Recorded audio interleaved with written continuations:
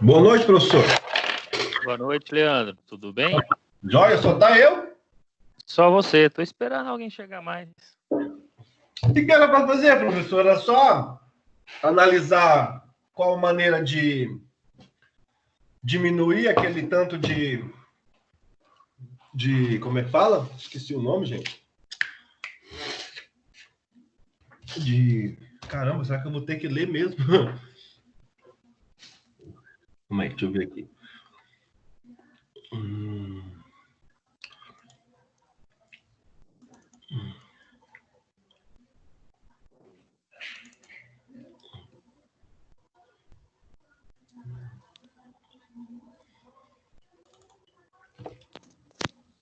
Tempo cronometrado. Para você calcular o tempo cronometrado, calcular a quantidade de cronometragens que tinha que ser feita. Né? Isso. Aí o senhor pediu para a gente pensar calcular de diminuir, né? Tinha outra coisa ou era só aquilo?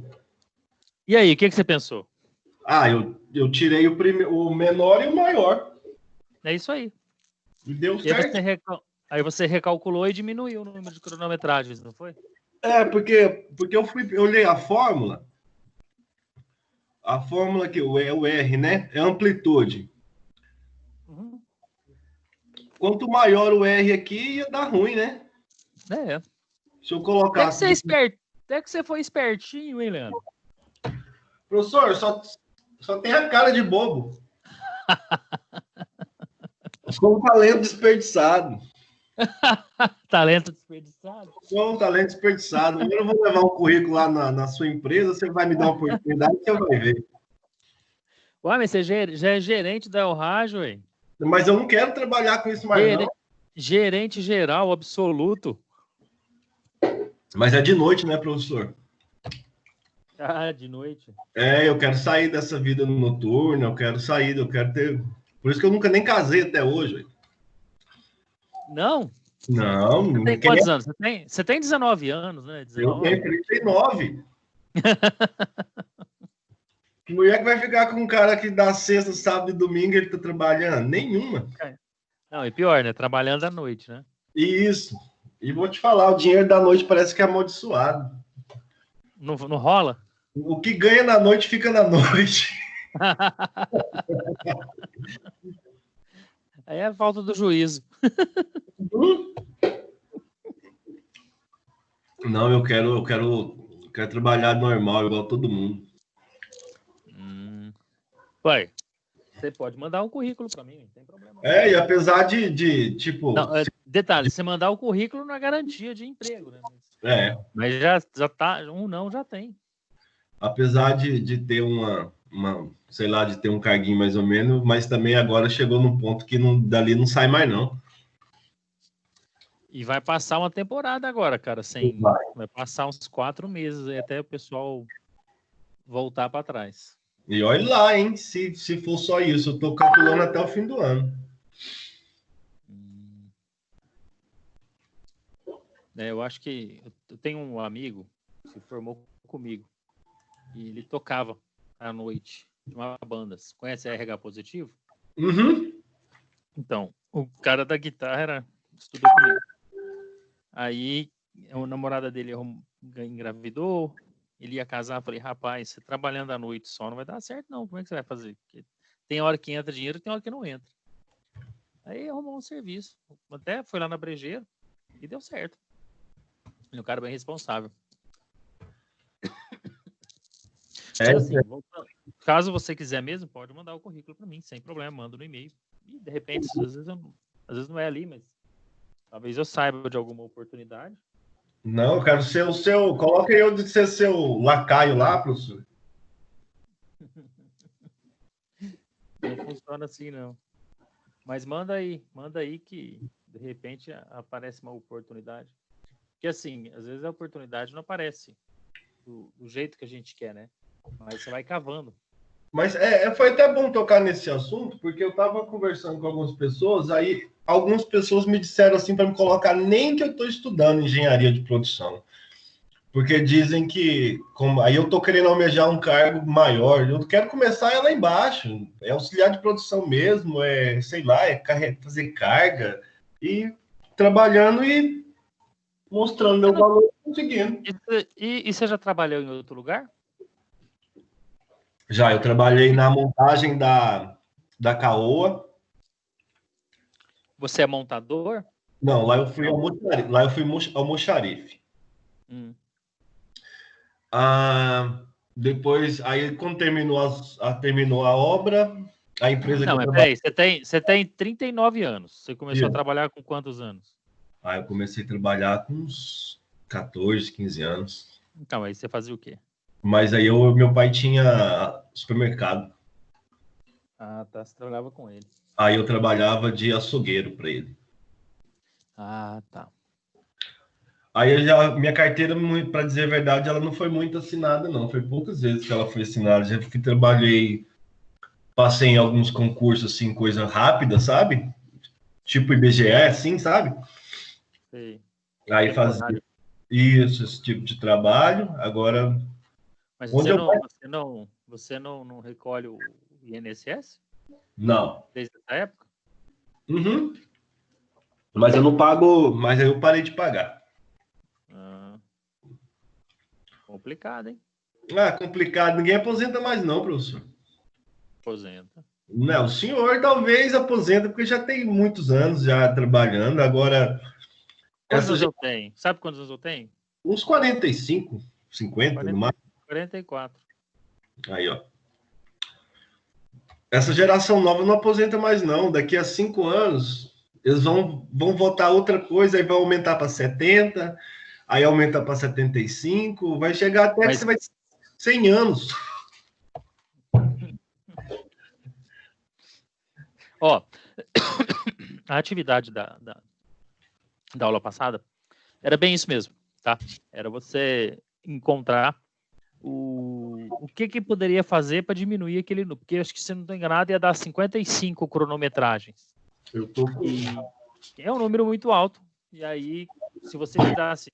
Você não precisava tirar o menor e o maior. Você tirasse só o maior... 55,7, 56, né? Se você tirasse só o maior, já era o suficiente. Já ia resolver. E essa era a saída mesmo. Eu pensei nisso, em tirar o maior, mas aí eu pensei, mas se eu tirar o maior, não era melhor tirar o menor também? Era só você simular, ué. É porque o maior era muito maior, né? Uhum. Então, é por isso que deu essa diferença. Igual o maior era 17, né? 17. É. Não, mas é isso mesmo. Aí você teve dificuldade de fazer na outra atividade que você fez as outros itens? Não, aí eu não fiz a outra, não. A gente não chegou a falar sobre ela, não sabia se era para fazer. Era Era para fazer. a tal do FT? É isso mesmo? Porque é a tolerância.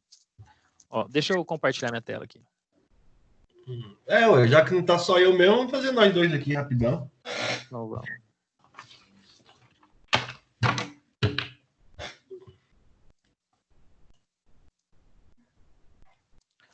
Tá vendo ela aí, né? Ainda não. Mas não é essa que eu quero compartilhar, não. Peraí.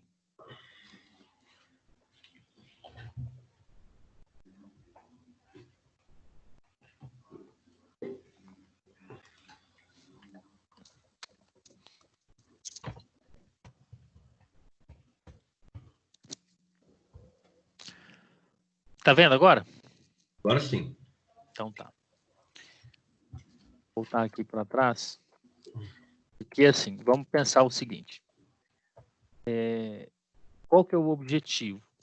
É você calcular um tempo padrão, tá? Para quê? Porque com o tempo padrão, você vai identificar quantas peças você vai conseguir produzir, quantas peças você vai montar, quantos clientes você vai conseguir atender em um determinado período de tempo. Só que, quando a gente vai lá e cronometra um atendimento padrão, ou a montagem de uma peça, você cronometra a montagem de uma peça. e você identificou que a montagem total das peças leva 10 minutos e 15 segundos. Que jeito que você identificou isso? Cronometrando. Só que só o primeiro passo era a gente descobrir quantas vezes você tem que cronometrar, né? Que para saber quantas vezes você tem que cronometrar algumas vezes e jogar naquela fórmula, e aí você vê se a quantidade que você fez de cronometragens é suficiente ou não. Ponto. Você fez assim você identificou quantas vezes você tem que cronometrar. Aí o cara leva 10 minutos, você viu lá, cronometrou, deu 10 minutos e 15 segundos. Mas como saber se esse tempo realmente é um tempo que você pode usar para poder fazer as contas da sua produção? Eu preciso de entregar 5.000 peças no mês, então eu vou usar esse tempo como padrão. Não é certo. Você tem que fazer aqueles ajustes. Então a gente viu que você encontra a quantidade de... Você foi lá e encontrou a quantidade de cronometragens que você fez. A partir daí, deixa eu pegar um exemplo aqui. A partir daí, nós vamos encontrar o tempo normal. O tempo normal, e que um tempo normal é o tempo que normalmente uma pessoa consegue desenvolver aquela atividade. Por quê? Primeiro porque a hora que você estava cronometrando o tempo, a pessoa pode ter ficado nervosa, ela pode estar com medo de perder o emprego, ou ela pode estar receosa de, como disse o colega na semana passada, a pessoa pode estar receosa de que se ele aumentar muito a produção dele, vai tirar pessoas ou vai aumentar a cota de produção. Então tem que avaliar isso. Você faz para baixo, né?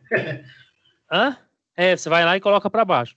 Só que o feeling do cara que está cronometrando, ele percebe quando o cara tá com leseira, ou o cara tá muito rápido, ou tá assustado. Então, essa pessoa que está cronometrando consegue identificar. Então, ele arbitra um valor que ele acha que o cara está numa velocidade. Então, se o cara está muito devagar, ele fala, não, esse cara está 70% do tempo dele. Aí ele faz o ajuste daquele tempo com esse 70%. Então, por exemplo, se o cara levou 10 minutos para montar a peça e o camarada identificou que ele estava só 70% da velocidade dele, através dessa fórmula, ele vai calcular e ele vai calcular e vai chegar no número 7. Ele vai identificar que se ele tivesse 100% da velocidade dele, ele faria em 7 minutos. Concorda? Concordo. Então, por isso que se usa o tempo normal, que você pega o TC, que está aí no meio do slide, é igual ao TC vezes velocidade sobre 100. Né? Velocidade é porque é a porcentagem da velocidade que você atribuiu. Eu dei o exemplo de 70%. Aqui no slide está 97%. Mas eu vejo com olhos desconfiados você falar com uma pessoa está 97% do tempo dela. Isso é um chute. É um chute, né? Porque vai falar, não, tá 97%, não, tá 100%. Ué, como é que você sabe disso? Pois parece um cara que julga carnaval, né? Nota 9,31. É bem isso mesmo. Mas lá tem um critério técnico, né? No carnaval, por exemplo, não só no carnaval, mas nessas quando tem as Olimpíadas, né? O pessoal lá faz barra, faz cavalo, faz na argola. Eu, como sou leigo, a hora que eu olho, eu vejo que eu daria nota 100. Aquela nado sincronizado, vocês já viram? Nossa, nado sincronizado, música rítmica. Então, eu olho aquilo e falo, não, é nota 10 para todo mundo. Mas os jurados, eles têm muita experiência, eles conseguem enxergar e cada erro que o atleta tem, eles tiram uma pontuação. Então, é pontuação tabelada, não é empírico. No caso desse daqui, é empírico, porque você olha o cara, você sabe como a atividade é desenvolvida e o cara tá lá devagarzinho. Fala, não, tá 70%, tá 80%. Mas, enfim, é o profissional que vai fazer isso. Então, ele arbitra esse tempo. Ele fala, não, isso aqui ele não faz só em 10 minutos, não faz em 10 minutos, ele faz em 7. O contrário também é verdadeiro. Às vezes o cara tá muito rápido. Fala, não, puta merda, ele tá Ele tá 120% do que ele tá muito rápido, mais rápido que ele não aguentaria ficar o dia inteiro desse jeito, né? Então, se levou 10 minutos e o cara tá muito rápido, que ele atribui lá um tempo de 120%, aí o que fala, não, na verdade esse cara levaria 12 minutos. Então é só fazer a conta. Por exemplo, esse tempo de 10 minutos, vou fazer das duas formas. Se eu pegar, vai dar tempo cronometrado, nós falamos 10 minutos, né? A velocidade vive por 100. Então, o camarada que está 70% da velocidade dele em 10 minutos, ele vai levar 7, ele levaria 7 minutos para fazer. Então, ele está fazendo corpo mole. No lado contrário, também, se ele está com 130%, né? Está com 120% da velocidade dele, aí vai dar 1,2 vezes 10, ele faria em 12 minutos. Então, não levaria só 10 minutos, assim levaria 12. Porque não ia dar conta de manter aquele ritmo o tempo todo. Então, por isso que entra isso. E depois que você calcula o tempo normal, você vai calcular o tempo padrão. Para calcular o tempo padrão, você vai encontrar esse FT, que está no canto inferior direito do slide. O FT é igual a 1 sobre 1 menos P. P é a folga, tá? É assim. Vamos usar esse exemplo do funcionário que foi cronometrado em 10 minutos. Ele tá lá, só que ele estava assustado, ele resolveu fazer mais rápido, estava com 120% do tempo e o cronometrador identificou que ele faria em 12, não em 10. Ponto. Encontrou o tempo normal. Então, primeiro nós temos o TC, que é o tempo cronometrado, fez várias médias, fez a quantidade de cronometragens que foi identificada naquela primeira fórmula, chegou no número 10, aí do número 10 ele viu que o cara estava 120%, ele chegou no número 12, ou seja, o cara faria uma peça em 12 minutos. Aí nós vamos calcular o tempo padrão. Por quê? Esse cara precisa ir no banheiro, esse cara precisa dar uma esticada na coluna, precisa de evitar fadiga. Então, esse significa o que mesmo, a sigla? Essa é o qual que você fala? O FT? FT. É a folga. Você vai calcular um fator de folga. Fator de folga? O T não quer dizer nada, não? Não, deixa eu ver aqui. Porque o TN é tempo normal, o TC é tempo cronometrado, não é? Aí o FT, o que ele... Eu queria só por curiosidade mesmo saber o que ele significa. Então não vou aliviar a sua curiosidade, não, porque eu não sei. Tempo padrão é TP, FT não tem. Tempo normal, tempo padrão, fator. Pode ser fator. Fator de trabalho. É o fator de folga, né? Por quê? É para levar em consideração e descontar esse tempo que o cara leva para ir no banheiro, para as necessidades pessoais, para fumar, para fazer isso. Então, a empresa estipula uma folga. Ela considera, igual aqui nesse exemplo, ela considera 5% do tempo para necessidades pessoais, 10% do tempo para fadiga e 5% do tempo para espera. A gente pode usar isso de um contexto geral para, por exemplo, num dia de 8 horas, se a gente pegar 5% mais 10 mais 20, vamos ter 8 horas, vamos fazer em minutos. 8 horas vezes 60 minutos, 480 vezes 20%. 96 minutos ele está considerando como folga. Né? Então, quer dizer, dá 1h30 de folga para ele não considerar isso nas contas dele. Por quê? Vamos aos fatos. Se você está produzindo uma peça, vamos pensar que um funcionário, então nós chegamos à conclusão que ele leva 12 minutos para fabricar uma peça. Então, se a gente pegar 8 horas vezes 60, dá 480 minutos, dividido por 12. Então, ele vai fazer 40 peças por dia. Vocês acham que ele vai fazer 40 peças todos os dias ininterruptamente? Impossível, né? Não vai fazer. Então, e você acha que o cara dono da empresa, pode fazer o compromisso de entregar 40 peças por dia, vezes 5 dias na semana, vezes 4. Seriam 800 peças por mês. Vai dar alguma zebra. Ele não vai conseguir entregar isso. Então, por isso que entra esse fator. Então, no caso aqui de 20%, né, esse fator que é isso mesmo, FT é fator, porque nós vamos encontrar um número, que é 1 sobre 1 menos a folga que a empresa deu. Nesse caso é 20%, tá? Pode ver a fórmula. FT é igual a 1 sobre 1 menos P. Então, a única coisa que a gente tem que pôr é P. O que é o P? É a soma das porcentagens de tolerância, tá? Então, o fator de tolerância que a empresa dá vai ser 1 sobre 1 menos 0,2. 0,2 porque não é em porcentagem, né? Nós colocamos fração de 1 inteiro. Então, vai ser 1 sobre 0,8. Se você dividir 1 sobre 0,8, dá 1,25. Então, esse é o número que a gente vai usar para, na prática, aumentar o tempo padrão.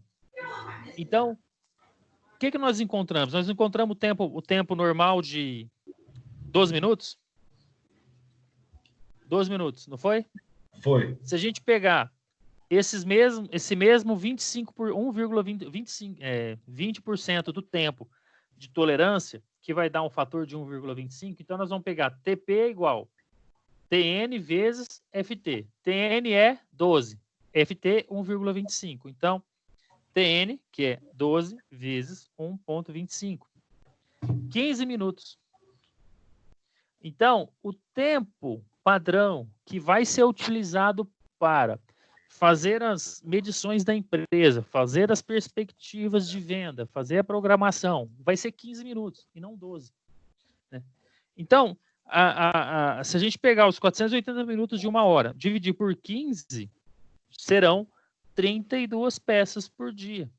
Então, aí sim, dá para fazer um compromisso dessas peças, porque você não foi negligente com relação aos fatores que podem acontecer. Pode ter um dia que o cara vai fazer 32, pode ter um dia que ele vai fazer 38, outro dia ele vai fazer 30, né? Porque acaba tendo uma oscilação. Mas 32 já é um número mais real. Então, esse é o objetivo do tempo padrão. É você encontrar um número real em que você pode usá-lo para fazer toda a sua programação de produção. Certo. Ok? Beleza. Vamos lá. Essa atividade aqui, deixa eu ver, uma tarefa de montagem foi dividida em 5 elementos, cada um dos quais cronometrados durante um certo número de ciclos. Ao mesmo tempo, anotou-se a eficiência do operador com cada um dos elementos. Os resultados estão a seguir.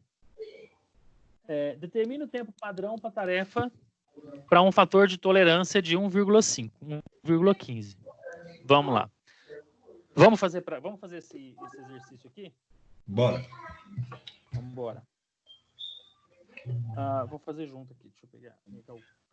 Ó, como é que é? Anotou? Não, tô lendo aqui. Você está conseguindo enxergar? Não, eu tô no outro slide da aula. Tá mais claro. Então tá. Eu baixei ele em outra aba aqui. Então tá. Vamos lá. Primeiro elemento. Alcançar porque nós vamos ter que... O que o cara fez aqui? Ele cronometrou cada atividade. Certo? E cada atividade, porque nós temos aqui um trabalho. Primeiro ele tem que ir lá pegar a peça e colocar ela na posição. Aí, peça A. Depois ele vai pegar a peça B e colocar na posição. Vai pegar e ajustar o parafuso, vai unir as duas peças e colocar o conjunto no transportador, na esteira, na nória, em algum lugar. Então veja bem, ele pega uma peça A, peça B, junta, põe a porca, o parafuso, põe na esteira. O trabalho dele é esse. Só que aqui ele fez uma pegadinha para a gente. Se fosse velocidade 100% de todos, a gente podia somar os tempos. Mas ele pôs para cada uma. Então, no primeiro elemento, Ele fez 3 cronometragens, né? Certo. 3 cronometragens. Qual que é a média dessas cronometragens aí? 23, 24, 22, vai dar 20, 40, 60, 67, 68, 69. Vai dar 69? 23. Vai dar 23. Certo. 0,23 o tempo. A média, né? Isso. O que mais que a gente precisa? Então, nós vamos fazer, então, aqui, vai fazer aquela mesma para achar o N. Para achar o N. Aí, depois de achar o N, nós vamos achar o tempo normal. Tempo normal. Tempo padrão. Certo. Certo? Talvez, assim, depois que a gente fizer umas 2, 3, tá? Porque o objetivo não é... O objetivo, eu quero que vocês entendam como é a dinâmica do negócio. Por que qual que é a importância de saber esse tempo padrão? Para vocês da engenharia é mais fácil. Eu dei essa matéria esses tempos atrás para o pessoal de logístico RH. Foi bem difícil deles compreenderem isso. Mas porque para eles não é muito claro essa questão de tempo, de atividade, de produção, né? Mas vamos lá. Então, como é que é a fórmula? Leandro, como é que é a fórmula aí do N? N é igual a Z vezes R sobre ER vezes D2 vezes módulo de X, tudo ao quadrado. Ok. Vamos lá. Então, N é igual. O Z é o quê? O Z é o coeficiente do fator de confiabilidade. Ok. O fator de confiabilidade, vamos levar em consideração que é 95%. Aí que tá. E essa velocidade de eficiência? Que não entra nesse negócio aí, não? Não, isso daí vai ser para calcular o tempo normal dele. Vai ser no tempo normal. Nós vamos considerar essa confiabilidade, não é a confiabilidade da atividade, é a confiabilidade do método de cronometragem. Certo. Tá? Mas nesse caso, eu não achei isso aqui, professor. Aí o senhor está... Não achou porque não deu 95%. Vamos usar como padrão 95%. Mas o senhor está sugerindo, né? Sim. Por isso é que eu falei que eu achei... Não, na verdade, eu estou ditando. Vamos usar 95%. Eu comecei a fazer e falei, tá faltando alguma coisa, acho que não é para fazer isso aqui, não. 95%. Certo. Para o número 95%, o Z é igual a 1,96. Certo. Certo. O R é a amplitude. E a amplitude, como é que a gente encontra ela? Diferença do maior para o menor. Que dá? 2, né? 0,02. Ótimo. 0,02. O erro, nós estamos falando de 5%, porque essa confiabilidade de 95%, o erro vai ser 5%, certo? Certo. E aí é 0,05. Certo. Vezes D ao quadrado. D a gente vai encontrar pelo número de cronometragens. Foram 3. 3. Então é 1,693. 1,693, não é? Isso. Certo. Vezes a média, que foi 0,23. 0,23. Tudo isso ao quadrado, que vai dar... Vamos ver. Vou fazer aqui também.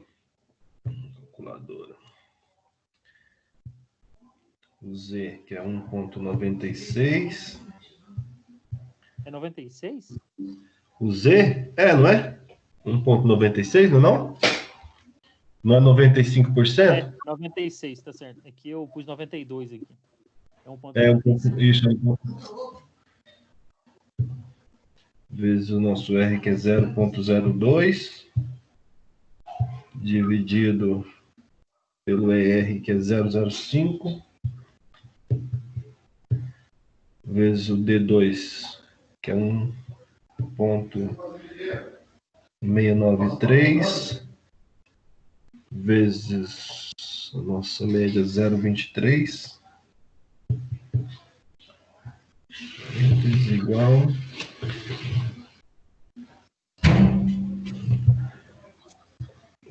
ao quadrado. 4,05.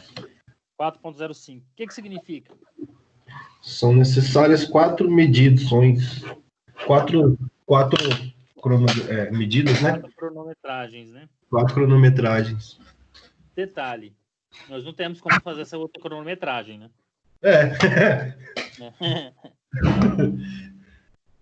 Paciência. Bom, vamos para o segundo. O N, encontrar o N do segundo. O Z é 1,96. A amplitude é quanto? A amplitude é de 0,3. Não é 0,4, não? Não, é 0,3, não é não? Não é de 1,04 para 1,07? O menor é 1,03. Ah, perdão. Tá certo. Isso, 0,4. Também não é 0,4. Como não, professor?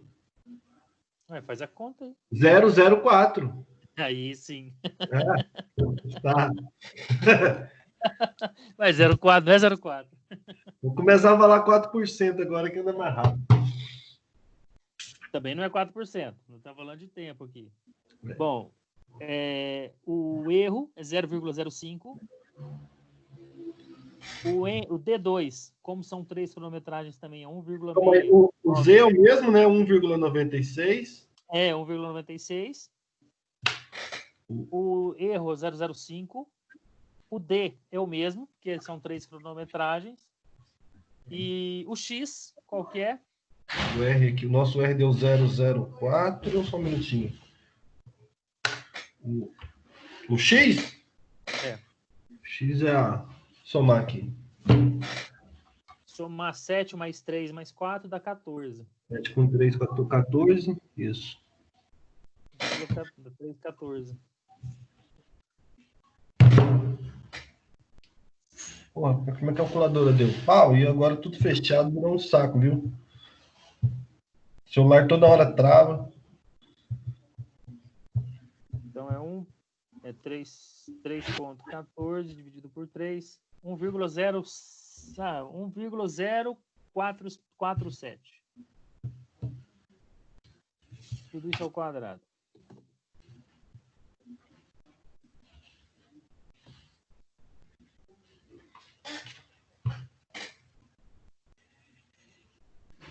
Nós vamos ter que fazer para todos?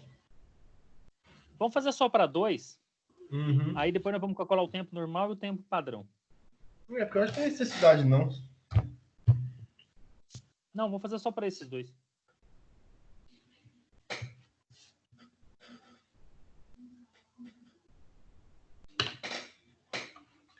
Isso eu vou fazer no N aqui do outro.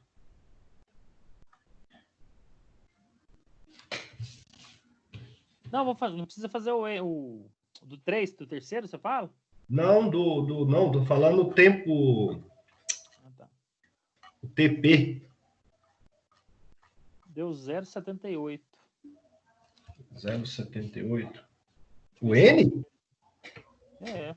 Eu não fiz esse aí não, professor. Deixa eu ver. É o segundo, tá? 1,96 vezes 0,04.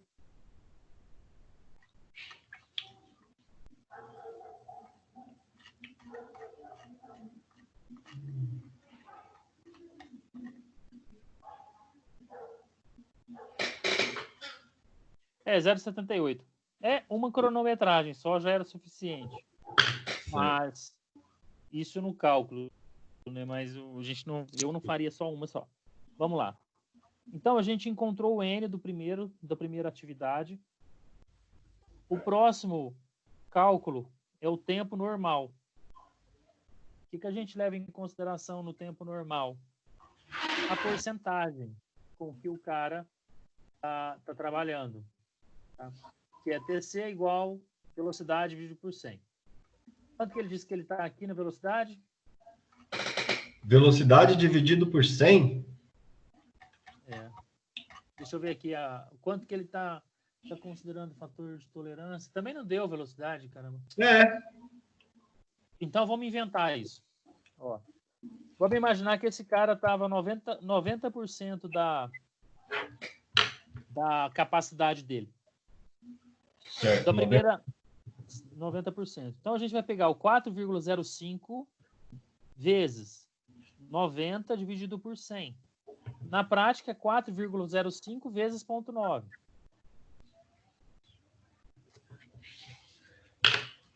Certo. Então, 4,05 vezes 0,9. 4 pontos. Desculpa, que 4, Leandro? É a média da cronometragem. Mas 4, o N é 4. É a média, é 0,23. É a média do tempo, não é o número de cronometragem. É 0,23. É o tempo cronometrado, TC. E o tempo cronometrado, a média dele foi 0,23. O TC, então, ele vai ser a média dos tempos cronometrados? É.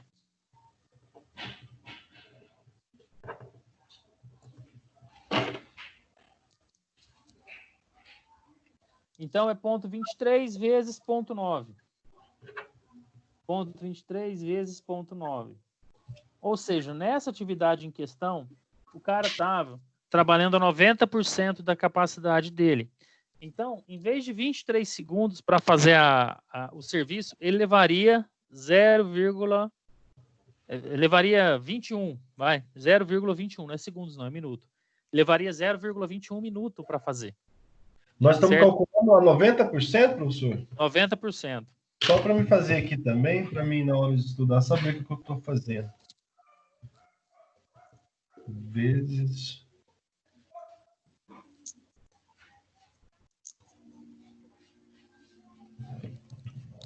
Deu quanto? 0,21. 0,21? Ué. Como é que você fez a conta? Não é 0,23 vezes 0,9? 0,9. Deu? 0,2007. 0,21, né? Eu só aproximei. Certo. Aí o outro, tempo normal, nós vamos pegar o tempo que foi cronometrado 1,047 vezes 0,9 também. Tempo normal. Não entendi. Faz de novo aí, professor. O tempo cronometrado da segunda atividade não foi 1,047? Já estamos fazendo agora da segunda, certo? Da segunda, porque nós estamos fazendo tempo normal, tanto da primeira quanto da segunda. Não foi 1,047? Vezes 0,9. Vezes 0,9. Então, na verdade, em vez de levar 1,047 minutos para fazer a atividade, normalmente a 100% da capacidade dele levaria 0,94. Certo. Calculamos o tempo normal. Agora, vamos calcular o tempo padrão. Ele já deu a tolerância aqui, que foi a tolerância de 1,15. Sabe aquele cálculo que a gente fez de 1 sobre 1 menos P? Ele já deu? Já deu o FT, que é o fator de tolerância. Entendi. Tá aqui, ó. Padrão para certo. Então, nada mais. A gente tem que pegar o 0,21 vezes 1,15. 0,21 vezes 1,15. 0,24. O outro, 0,94 vezes 1,15. Tempo padrão. Tempo normal vezes FT. Tempo padrão igual a 0,21 vezes o FT que ele deu de 1,15. Beleza. Tá? Então, aí a gente faria das outras atividades, somaria todas e encontraria o tempo padrão dessa atividade, né? É uma atividade que tem 1, 2, 3, 4, 5 etapas. A gente somaria, faria a soma das 5 etapas, teria o tempo padrão para montar uma peça. Tá? O tempo total aqui seria, no caso, a atividade alcançar a peça, depois alcançar a peça B, ajustar, unir e colocar junto. São 5 atividades. Sim. Eu somaria todos os tempos padrões e acharia o tempo total da etapa inteira. Eu eu comi um bronha aqui, ó. Quando eu falei da eficiência, olha na última coluna. Tá É escrito isso que eu ia te perguntar, ué, a gente não fez nada em relação a isso aqui. eu usei 90. Mas esse daí é o 90 que eu usei, tá? Lembra que eu falei para usar 90? Sim. Para Não, você calcular o tempo normal? falou 90 para fazer o N, Tempo né? normal. Não, para fazer o tempo normal. 95. Olha só. Uma coisa é aquele 95% para calcular o N. Aquele 95% é o grau de confiabilidade da cronometragem.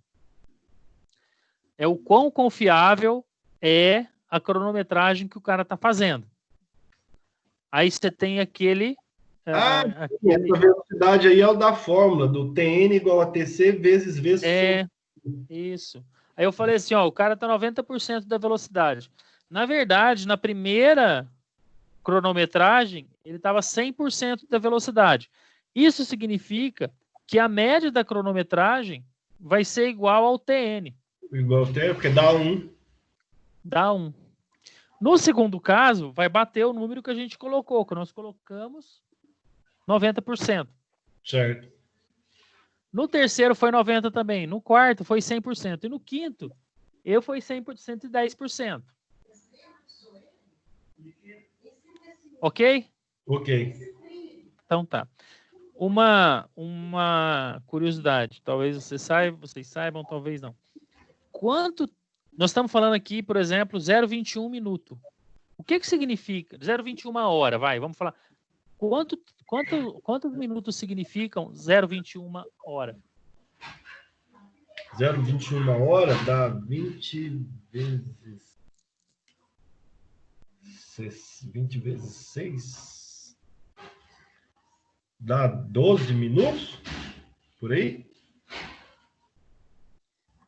Ponto. Como é que você fez a conta? Não é 20%. Não é 20 que você perguntou? É.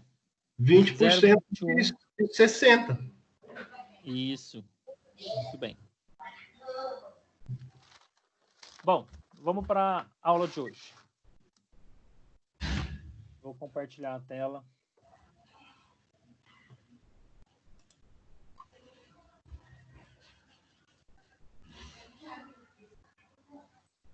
Não tem nada disso?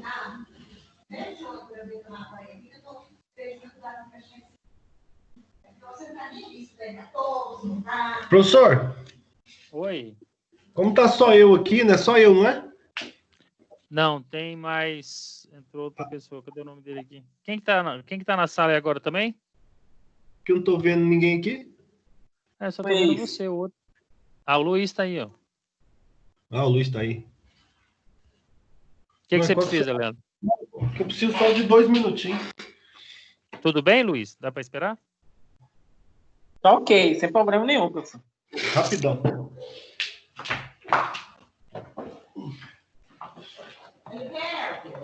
Vem cá ver se você já foi fazer negócio aqui. Vem cá! Professor, Oi. você vai disponibilizar esse slide aí para nós? Posso. Deixa eu ver. Você não tá no grupo? Eu tô no grupo. Acho que eu mandei ele no grupo. Foi porque eu procurei lá, eu não vi. Só se eu passei direto, não encontrei. Não, deixa eu ver aqui. Talvez eu dei mancada também. Eu disse que coloquei, mas não coloquei. Mas o Leandro estava olhando ele. É porque eu mandei.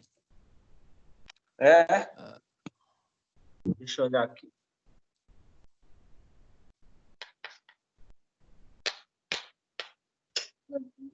Esse aí é qual? É fórmula? Demanda, capacidade. Capacidade. Ah, tá. Não tem mesmo. Demanda capacidade. Tem. Que eu tinha passado direto. Ah, tá. Sem problema. Eu já encontrei.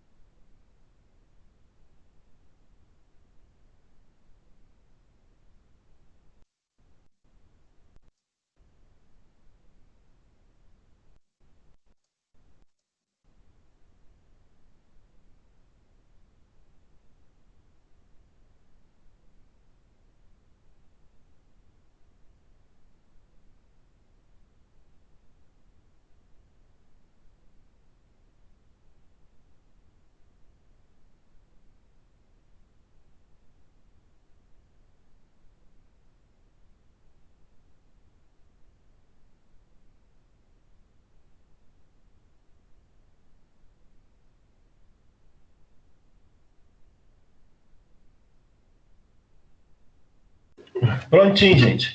Valeu. Beleza.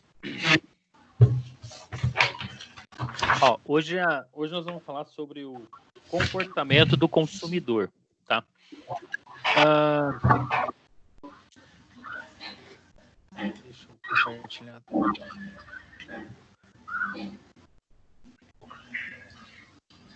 Tá, aqui, comportamento organizacional do consumidor e da cultura em serviços.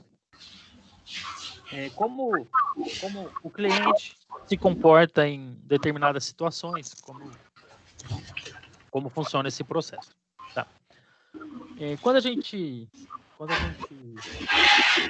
vai para uma prestação de serviço, a gente espera que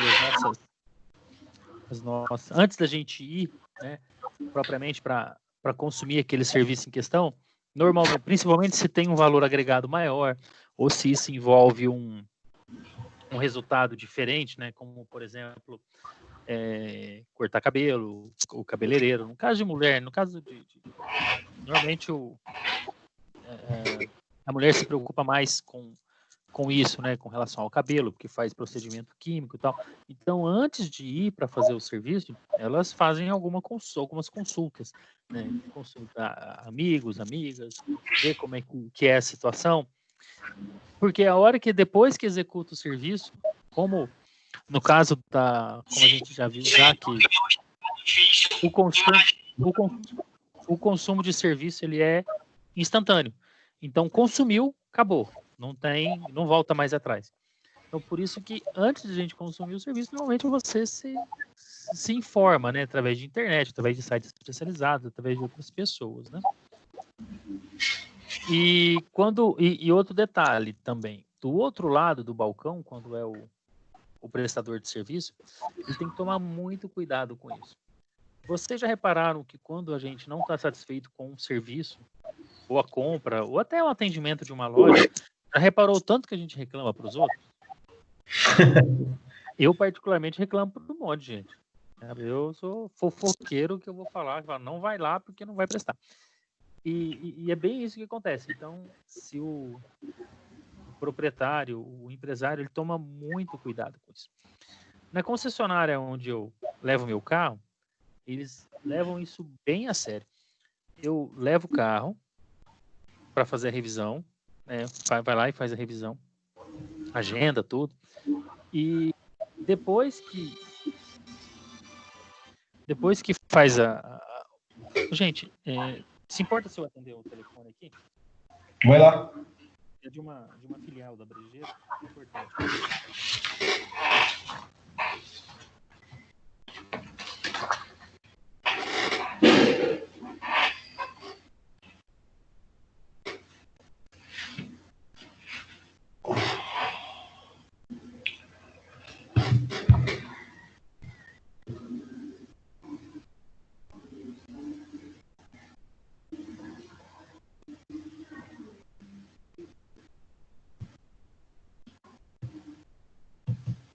Nós dois, e descarreguei 6 mil de... Carinha.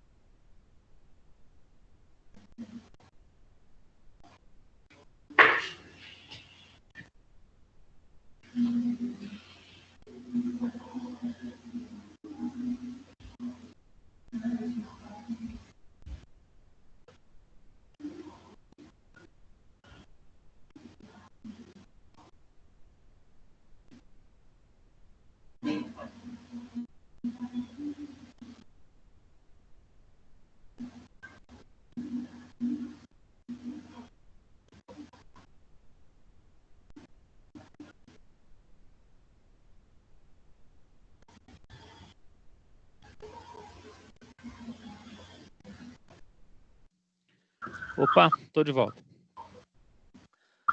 Bem, tá vendo a tela aí ainda, né? Sim. Bom, aí existe uma série de estudos, existe gente muito focada só no comportamento do consumidor. Por quê? Gente, tudo, absolutamente tudo que a gente que tem à nossa volta é para influenciar a nossa psicologia para a gente consumir. Tá? Existe uma disciplina específica, psicologia do consumidor. Quando a gente olha no McDonald's, você vê as letras do McDonald's que são vermelhas, é para ativar a sinapse dos nossos neurônios para poder nos induzir à fome. Quando você tem um ambiente em que é propício para levar crianças, é porque a intenção é que leve crianças e elas acabem vencendo os pais pelo cansaço.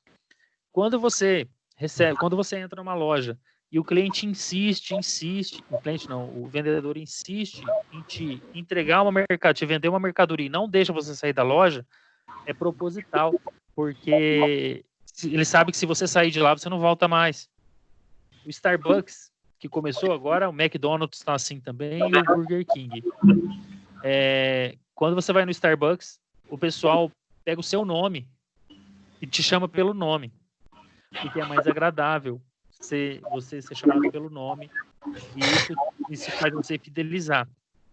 E o Starbucks tem uma proposta nas lojas deles de manter a harmonia lá dentro, de manter um lugar agradável, e faz com que você pague mais caro pelos produtos deles, sem realmente ter essa qualidade toda, mas você paga.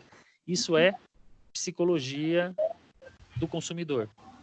Teve uma época em que era muito que as mulheres não fumavam, tá? Então, o ato de fumar era exclusivamente dos homens. Então, teve um cara que ele é sobrinho do Freud. Ele chegou no pessoal, no cara que era o dono lá nos Estados Unidos, né, da maior tabacaria lá dos Estados Unidos, que é tipo o Souza Cruz aqui. Ele chegou e falou: olha, eu consigo dobrar o seu consumo a sua venda de cigarro. Rapaz, que jeito? Falou: tem um público que você não atinge, que é o público feminino. E aí, o que ele fez? Num dia de um evento, tipo 4 de julho, nos Estados Unidos, ele colocou algumas mulheres em pontos estratégicos, num dia em que tinha um monte de câmeras, um monte de TV, já avisou também um monte de rádio, televisão, em que ia acontecer alguma coisa. Aí, num determinado momento, ele deu o sinal e todas essas mulheres começaram a fumar. Isso foi, assim, uma libertação para essas mulheres, para as mulheres que não podiam fumar, e aquilo foi visto como um símbolo de poder. A partir daquele momento, a maioria das mulheres começaram a fumar. Tudo fazendo o quê? Psicologia. Então, a psicologia do consumidor, ela é levada muito a sério. Quando você entra por exemplo, nas lojas americanas, ou quando você vai no corredor, você vai para pagar, você entra num corredor cheio de guloseimas, cheio de coisas aleatórias. Tudo para te induzir a comprar. Bom, aí o processo de compra, né, da intenção do consumidor de comprar, ele tem a etapa da procura, da compra, do uso, da avaliação e do descarte, né? Porque a ação necessariamente de comprar, ela é só uma ponta do iceberg. Na hora que você vai lá e compra o seu celular de última geração, ir lá e comprar necessariamente para pagar, é só a ponta de tudo que esse processo de compra envolve. Quando a gente quer comprar um celular de última geração, você quer tirar melhores fotos. Não estou dizendo todo mundo, tá? Mas de um contexto geral. Você quer tirar melhores fotos, quer colocar fotos melhores no Instagram, quer tirar uma selfie num espelho e mostrar que você tem o Apple de última geração com 3 câmeras, né? Então, simboliza status, simboliza qualidade de vida, uma série de coisas. Então, a ação comprar, quando você decide comprar um carro, por exemplo, você compra... Ah, tá, deixa eu voltar quando eu falei da concessionária. No caso da concessionária, vou lá, levo o carro, eles prestam o serviço, tu faz o serviço, entrega o carro lavado, e depois, mais tarde, ou no dia seguinte, alguém, não da concessionária, e sim da marca, que gerencia as concessionárias, liga perguntando sobre se o atendente, as instalações, se o carro foi entregue no tempo que foi determinado, quer dizer, eles pedem para dar uma nota de 0 a 10 de todos esses aspectos do atendimento. Eles nem perguntam assim se a manutenção foi feita corretamente. Não. Pergunta como eu fui atendido, como o vendedor, como o cara que me atendeu me explicou quais são os problemas, se eu fiquei satisfeito com o valor, se eu achei que foi abusivo. Uma série de coisas. Para vocês verem o tamanho da preocupação com o atendimento que eles têm. Bom, então os fatores que influenciam no processo de compra são fatores psicológicos, né? Dentre eles, a sua percepção, né? Qual que é a percepção que você tem do serviço, a sua motivação para poder de comprar aquele serviço ou produto, a aprendizagem que você tem, que é a fidelização, as atitudes, personalidade, autoconceito, estilo de vida. Tudo isso é envolvido. Tá vendo como é muito amplo essa questão de compra? Por isso que muita gente estuda isso. Então, são várias são variáveis, né, que estão envolvidas nesse processo de compra. Sociocultural, psicológico, individual, situacional.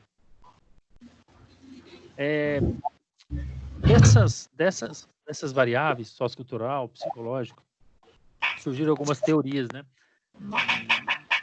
de compra. Dentre elas, a racionalidade econômica. Quando você avalia se vale a pena ou não, você vai ver o seu custo-benefício, ou você vai ver se deu uma vantagem. Vou perguntar uma coisa para vocês. Quando vocês vão comprar pipoca no cinema, você tem lá a pipoca pequena, média e grande. A pipoca pequena custa 7, a média custa 8 e a grande custa 9. Só que a pequena é muito pequena e a grande é muito grande. E a diferença é muito pequena em valor, né, para poder adquirir. Qual que vocês compram? Luiz e Leandro, qual que vocês compram? Quando eu ia no cinema, eu comprava grande. Eu também. Mas isso eu também compraria grande. Tá vendo? E é padrão, eu também compro. Então por que eles colocam pequena, média e grande? Então por que eles colocam pequena, média e grande?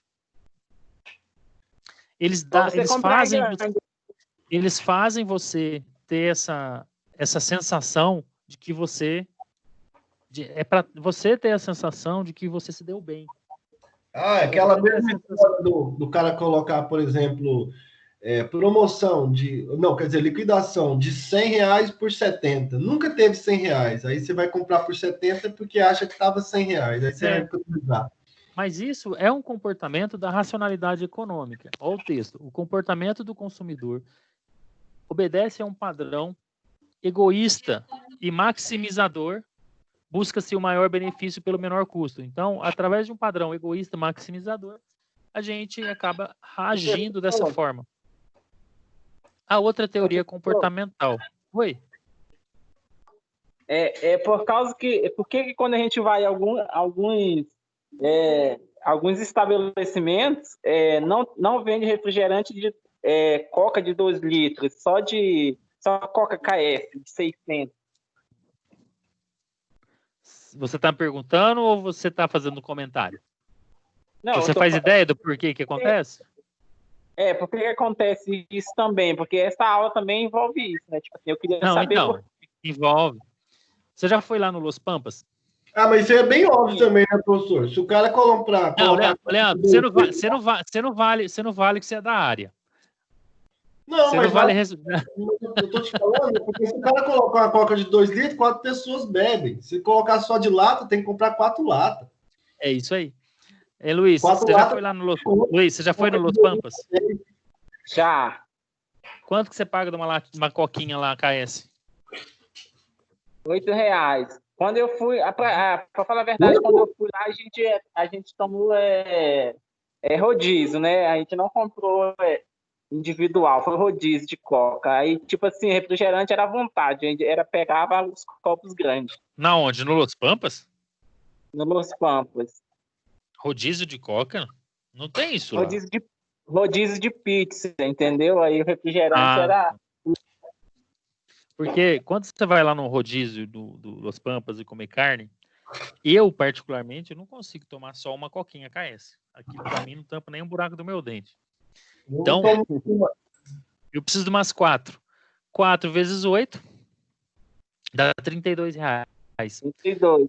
R$32. E aí, se eu levar uma garrafa PET de 2 litros, aí não vou nem comprar lá, vou levar.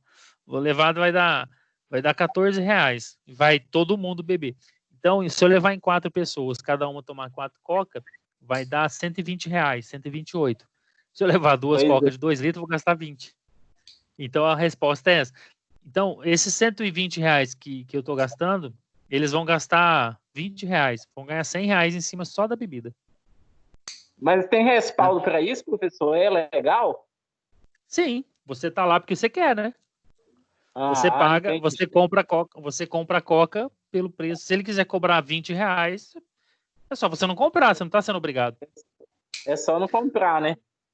É só não comprar. Aí você fala, olha, aqui não é permitido trazer alimentos para o restaurante. Também é uma norma do restaurante. Você está entrando, porque veja bem, você está entrando em um ambiente que é particular, concorda? O restaurante é particular. O cara tem as normas dele, desde que não o constrange, nem nada disso. Aí ele fala, olha, para você entrar aqui e comer aqui, você tem que consumir tudo aqui, você não pode trazer nada. Pronto, você entra se você quiser, né? Então, o respaldo é esse. E qual que é a melhor resposta? Qual que é a melhor resposta do mercado para esse tipo de situação? Não consumir. Não tem jeito. Quando não se consome, o pessoal vai organizar, vai vender mais barato. Mas acontece que eles fazem isso, é uma prática comum, porque as pessoas vão lá, vão pro rodízio e vão comer e vão tomar coca de KS de R$8 o litro. E tem lugar que é mais caro ainda essa coca, né? Bom, teoria comportamental, né, que cuida das relações dos indivíduos com o meio ambiente. Veja bem, o pessoal que vai para uma festa e a mulher não vai comprar um vestido, ela não vai com o vestido que ela foi em 2 festas anteriores, ela vai querer um vestido novo. Tá? Então, e aí as lojas sabem disso. As lojas que alugam, as lojas que vendem, elas sabem desse comportamento. Elas sabem, por exemplo, elas não vendem em lojas mais sofisticadas, não tem 2, 3 vestidos iguais, né? Você acha isso na Riachuelo, tá? Mas numa loja exclusiva para isso, não tem 2 iguais. Tem diferentes. Então, esse é um tipo de comportamento que o consumidor numa agenda a da vida não vende, né? Não vende, tem. Porque paga caro, né? Agora você vai, por exemplo, na C&A, na Riachuelo, vai ter mais modelos, mas é aquela questão da produção em massa, né? Produção em massa faz o produto mais barato, né? Com uma customização menor. Tem quem paga para isso, tem mercado para isso. Teoria psicanalista, que diz que o consumo é uma expressão do inconsciente, é a tentativa de dar vazão aos desejos para satisfação. Já perceberam que as pessoas vão ao shopping? Quando eu falo as pessoas, eu me incluo nessa também, porque eu acabo fazendo isso. Mas nós vamos ao shopping, muitas vezes, falar, vou passear no shopping. Vai lá e fica andando, zambetando para dentro do shopping, entra na loja, olha para lá, sem saber o que quer comprar.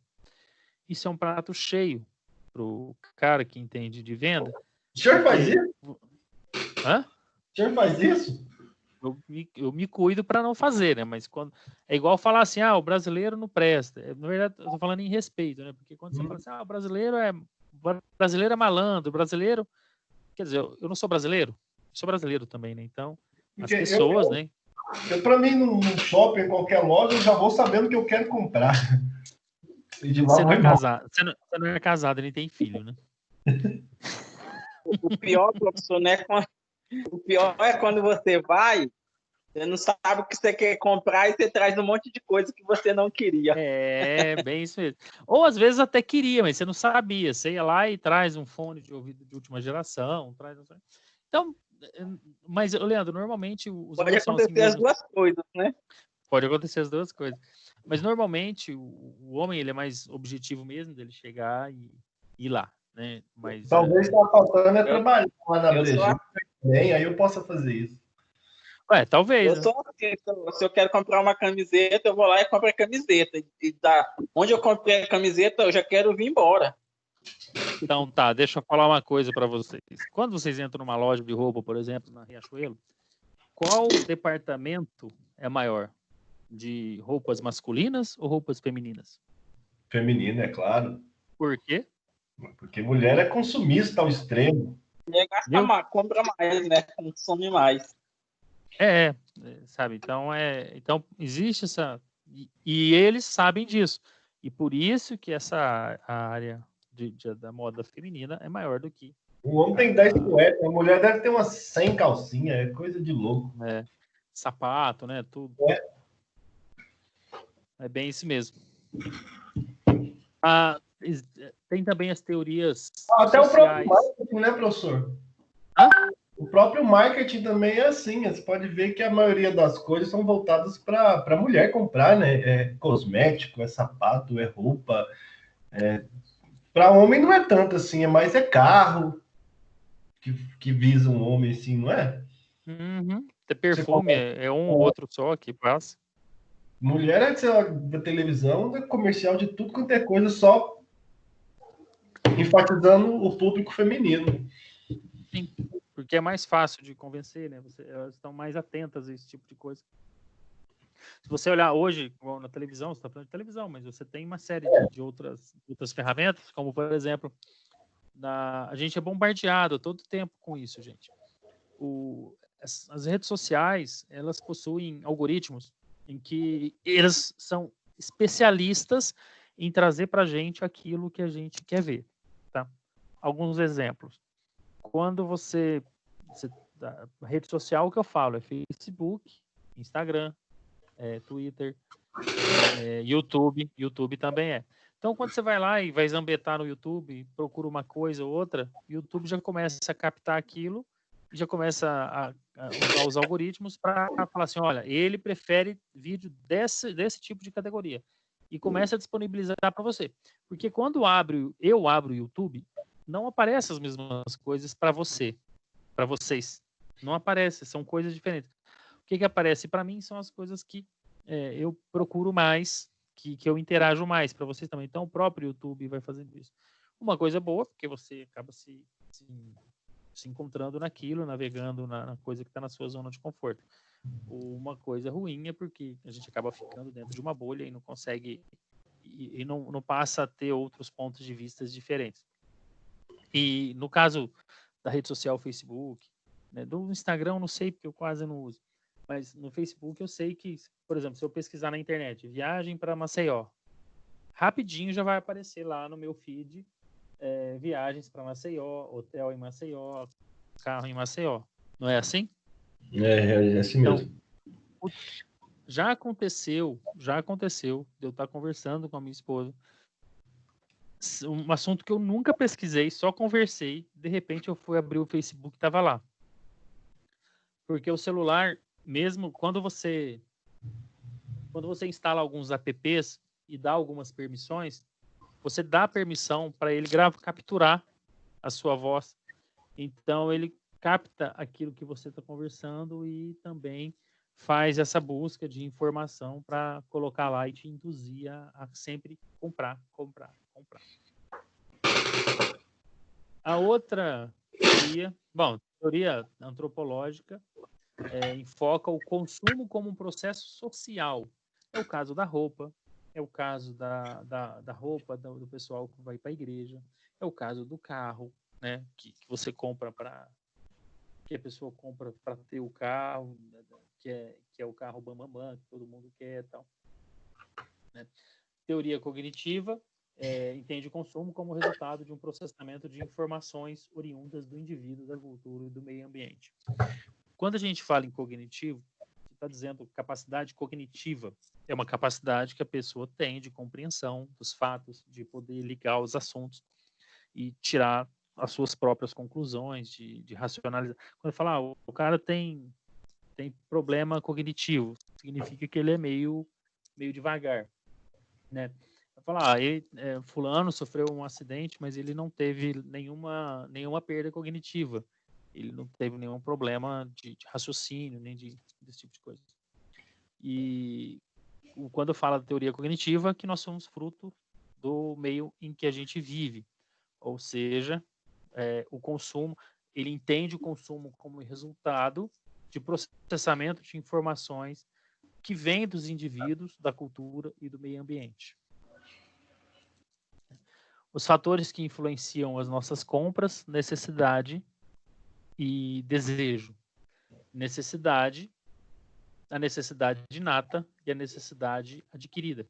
Uma necessidade inata é aquela necessidade que a gente tem realmente de comer, de beber, de se vestir, né? Que se vestir nem tanto, mas basicamente não é uma inata, mas comer e beber sim. Uma necessidade adquirida é aquela necessidade que você adquire de comprar um celular, de comprar um carro, de comprar uma televisão. Então, quando fala de necessidade, são esses dois tipos, né? Então, a necessidade é a carência ou privação de algo que alguém sente leva ao consumo de algo, né? Aí, entre elas, está a inata e a adquirida. Aí, os tipos de necessidade. O consumidor pode dizer que uma coisa está precisando e na verdade, a gente tem que avaliar, né? Se está precisando ou não, né? O que está por trás dessa necessidade? Então, um cara que é um carro econômico, é uma necessidade que ele declarou. Olha, que era um carro econômico. Mas, na verdade, ele quer a necessidade mesma dele, que ele não declarou, mas é uma necessidade real. Ele quer um carro com uma manutenção barata, né? Só que ele espera ser bem atendido na loja que ele vai comprar. Essa é uma necessidade não declarada. E aí ele espera na loja ganhar um tapete, ganhar um emplacamento, ganhar a primeira manutenção do carro, né? É uma necessidade de algo mais.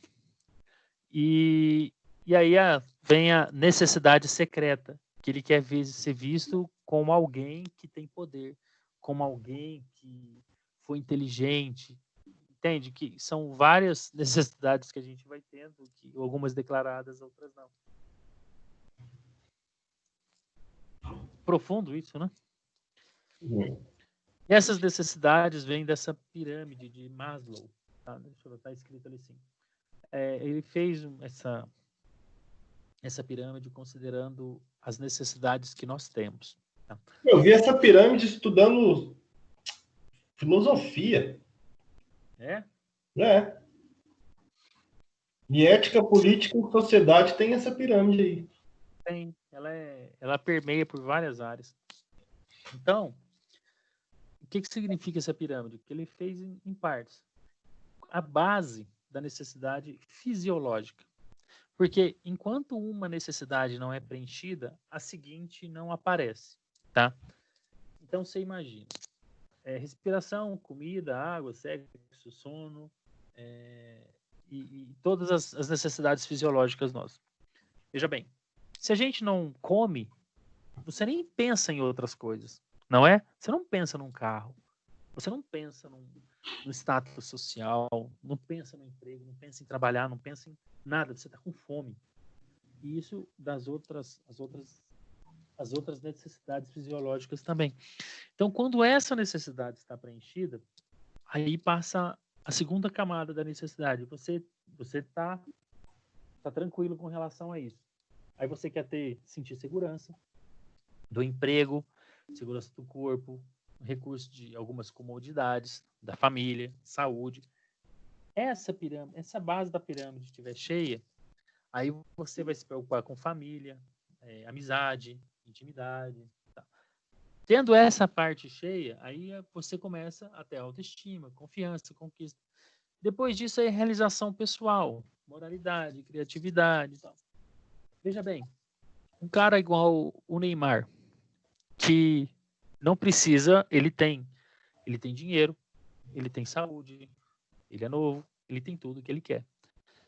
Mas de vez em quando ele faz umas cagadinhas, não faz?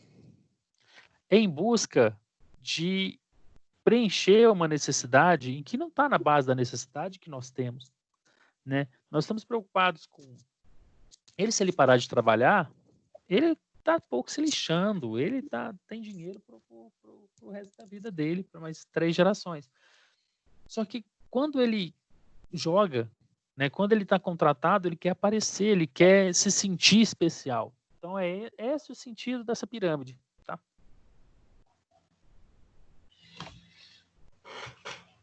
Então esse é um gráfico, essa aqui é uma tabelinha que faz o resumo dessa pirâmide de Maslow. Né? Aqui está falando sobre os papéis da compra, né? Os papéis assim, porque entendendo nesse sentido de o papel que a gente exerce. Na nossa vida, a gente exerce vários papéis, né? Você exerce o papel de filho, de marido, de empregado, ou de empresário, de vizinho, de empreendedor, de amigo, de colega, né? De colega de trabalho, de colega da sala de aula, ou, no meu caso, como professor. O papel que eu exerço como professor é diferente do papel que eu exerço como gerente da indústria. Eu tenho atitudes diferentes. E não porque eu sou falso ou fingido, e sim porque um lugar cabe um determinado comportamento, no outro cabe outro.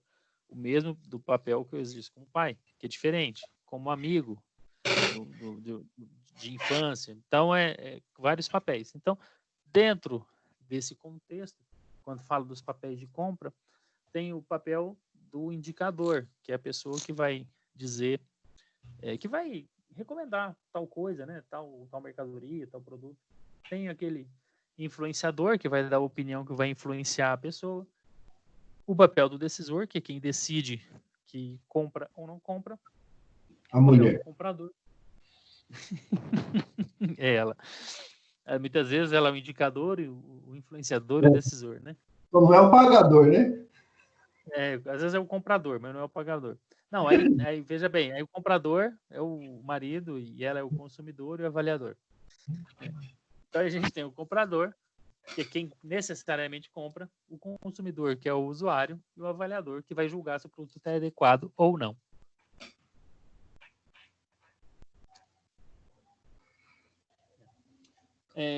Existem essas fases do comportamento do consumidor, que é a fase de aquisição, do consumo e da disposição. Tá? Na fase de aquisição é todo o processo daquelas etapas em que a pessoa vai estudar, vai avaliar antes de adquirir necessariamente. Né? São os fatores que influenciam as escolhas do consumidor quanto ao produto e serviço. Né? São vários fatores internos e externos que influenciam esse processo de compra. Talvez o primeiro ponto que há de entender em relação ao consumidor seja a motivação. Como raras exceções, o ser humano não consumirá se não houver motivação. Teve um dia eu fui na farmácia comprar um medicamento e aí eu brinquei com o farmacêutico, falei assim, ó, você tem álcool gel e luva aí? Ele falou, ixi, rapaz, não tem. Ele falou, tá.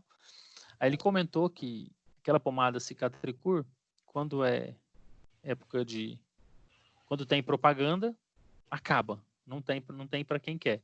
E quando não tem propaganda, junta poeira. É essa questão da motivação, né? A pessoa vai lá, tem um motivo porque ela viu na televisão e quer comprar. Na fase do consumo, é necessariamente a fase em que ela vai adquirir o produto, né? É o estágio principal em que suas necessidades têm que ser satisfeitas e o seu problema ser resolvido. O ato de comprar pode resultar em satisfação ou insatisfação. E quando ocorre a insatisfação, ocorre uma dissonância cognitiva. Vocês já repararam, já tiveram a oportunidade de conversar com alguém que, às vezes, você sabe que a pessoa fez uma besteira comprando um determinado produto ou serviço, sabe que ela fez um péssimo negócio, mas mesmo assim ela tenta ficar achando argumentos para poder justificar a aquisição dela. Vocês já passaram por isso? Já conheceram alguém que fez isso? Você fala assim, rapaz, mas foi uma roubada que você fez. E a pessoa, não, mas vai ser bom e tal. Isso é dissonância cognitiva. A pessoa tenta racionalizar, tentar achar argumentos para poder justificar a escolha errada que ela fez. Hã? Que foi, Aí, às vezes, acontece no dia a dia. Às vezes, sem querer, você faz isso. Sem querer, a gente faz isso. É muito comum falar, não, então eu vou comprar. Aí porque assim, isso se chama racionalização. A pessoa fuma, sabe que faz mal, mas fica achando argumentos para poder deixar plausível a decisão dela, mesmo que equivocada, de fazer aquilo, porque ela tem que sustentar de alguma forma, ela tem que se convencer daquilo. Porque às vezes você pensa, você comprou um carro em que sabe que vai ser uma roubada, que é um casamento, né? Que só... Como é que fala? Que na época era o Fiat 147.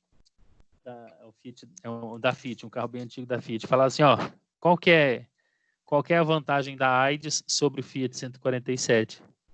Aí é porque a AIDS você só passa para frente, né? E o Fiat 147 não, você não consegue vender. Então, aí a pessoa fica achando argumento para poder manter. Fala, não, porque esse carro é econômico, esse carro não me dá gasto, esse carro... Então, é mais ou menos isso, essa dissonância cognitiva. Na fase do consumo, tem o uso ou consumo do produto, a satisfação ou a insatisfação são as fases do consumo, né? O comportamento de reclamação do consumidor, no caso de insatisfação, a disposição de produtos e a formação da fidelidade à marca, no caso se o consumidor se sentir satisfeito com o produto ou serviço. Que é a fidelização, que é o sonho de todo mundo que vende produto. Na fase de disposição é o momento em que, depois que ele consumiu, ele vai estar disposto a consumir ou não o produto, a se fidelizar ou não a aquele produto. Dentro do processo de aquisição, ele toma várias decisões, né?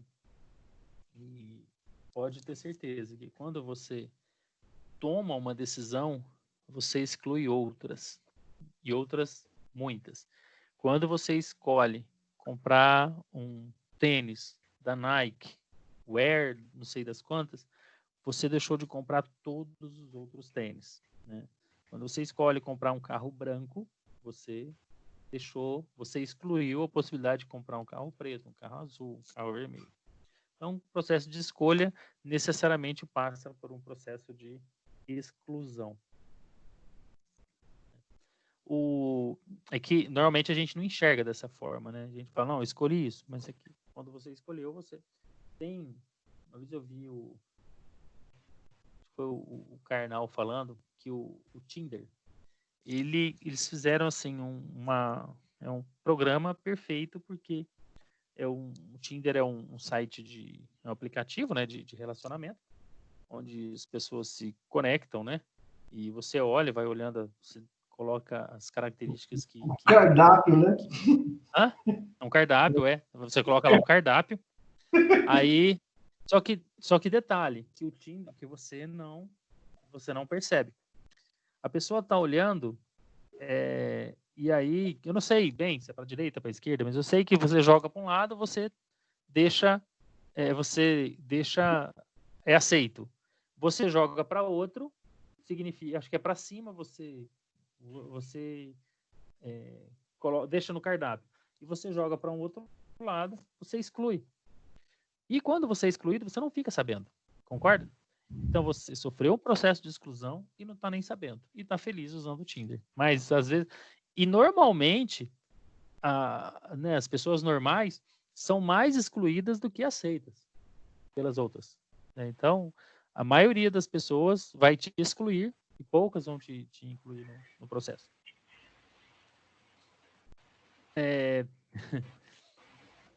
No processo de decisão de compra, então, a gente tem essas etapas, que é o reconhecimento da necessidade, dentro daquelas necessidades, né, que é as necessidades declaradas, não declaradas, tem aquelas inatas, né, que são necessidades que realmente são necessidades, tem as outras necessidades que são as adquiridas, né, que ao longo do tempo a gente foi adquirindo.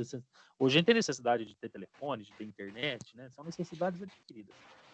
Então passa pelo processo de reconhecimento de necessidade, a busca da informação. Busca da informação é para... Rapaz, eu acho que eu esqueci de gravar essa aula, hein? Ou tô gravando? Ah, não, tô gravando. Tá gravando. A busca da informação, que você busca saber sobre um determinado produto. Você vai avaliar as alternativas, né, do produto. Avalia as alternativas de compra, a alternativa de produto, para ver qual produto se encaixa melhor à sua necessidade. Avalia a alternativa de compra, né, da forma que você vai comprar. Decide comprar.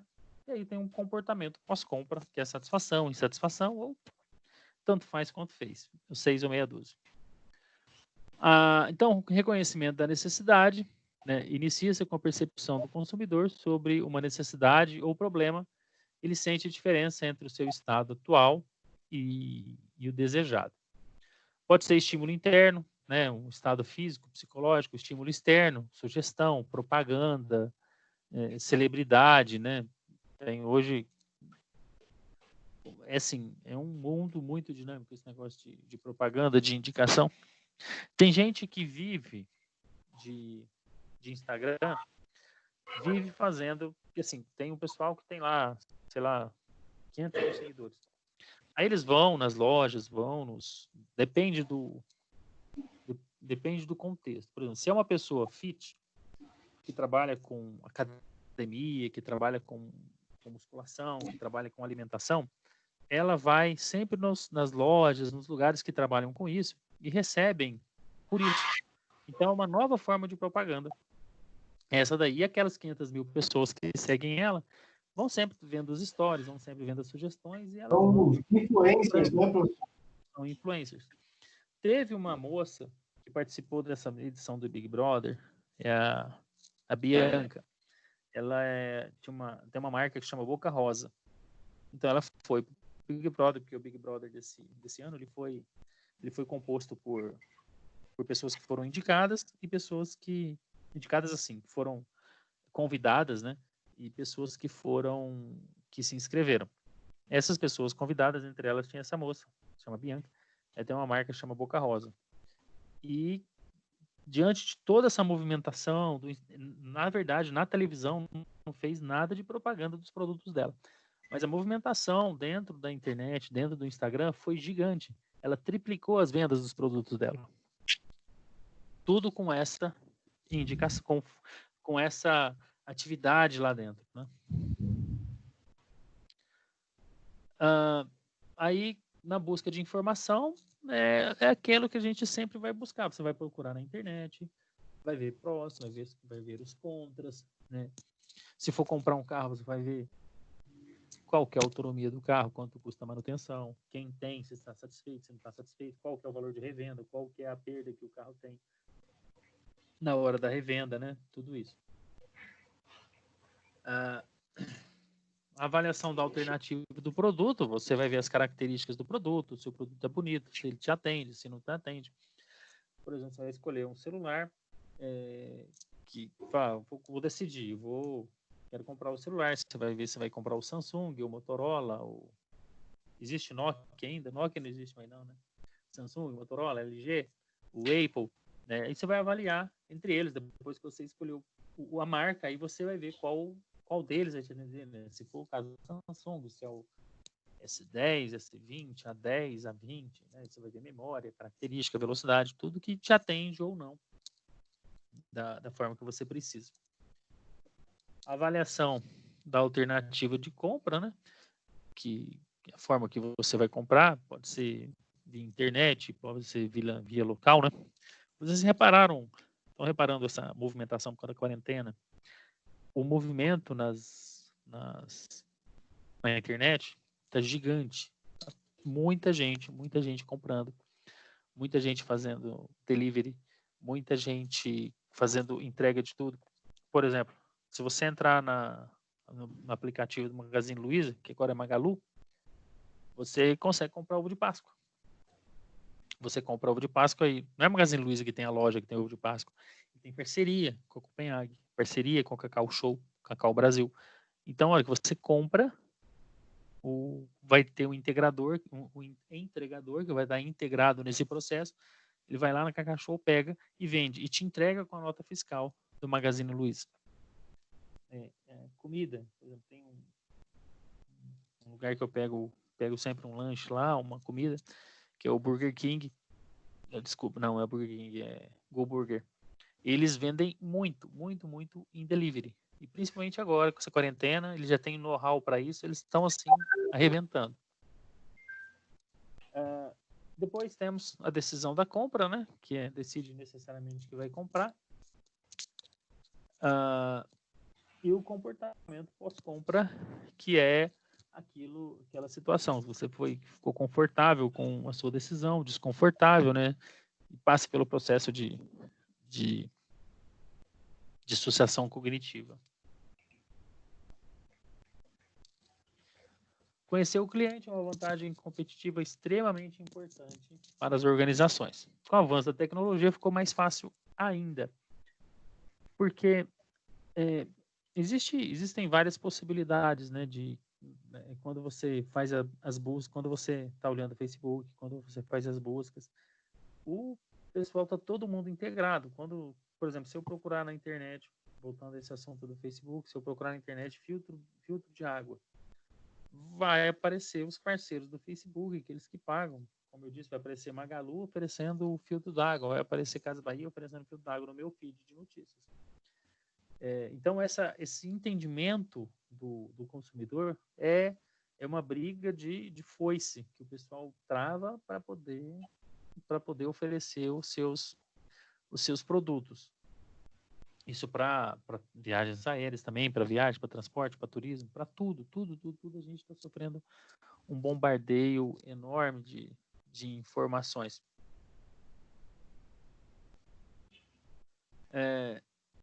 Deixa eu ver aqui. Bom, essa tabela são as etapas, tá?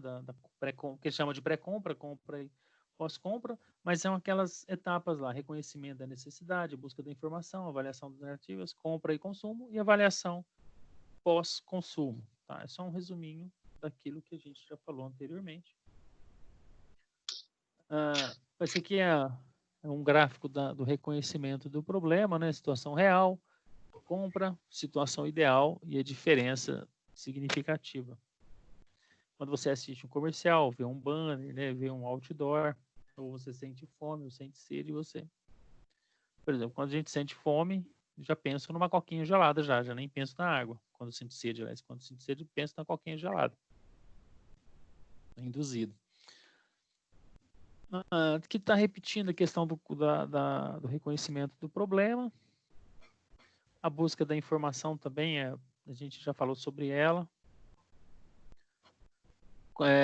Quando a gente faz a comparação, né, compara solução e marcas, como eu falei aqui dos telefones, você procura Samsung, LG, Apple, né? Se você procura um aparelho que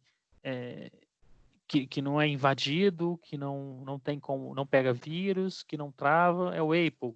Tem condição de pagar mais? Não, então vai escolher um outro. Então essa compara solução e marca.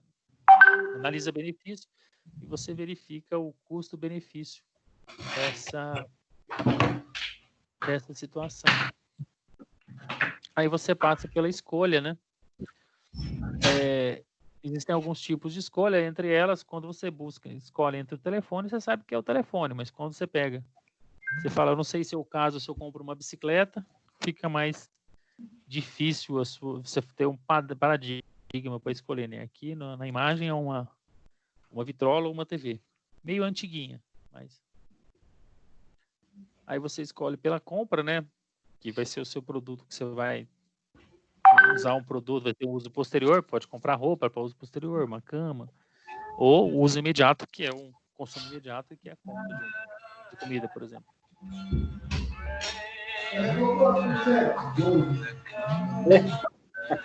Quem é que tá ouvindo essa música aí? Quem que tá ouvindo essa música aí? Você, Leandro? Oi? Quem que tá ouvindo essa música aí? Não, eu nem ouvi música, É o não. Luiz? É Luiz? Eu não. Uai, escutei uma música aí agora, uma música de 1960. Ah, deve ser meu telefone que tocou aqui. Ah, seu telefone que tem essa música? Ué, se for do Radiohead? Ah, essa aqui? Não, não é essa.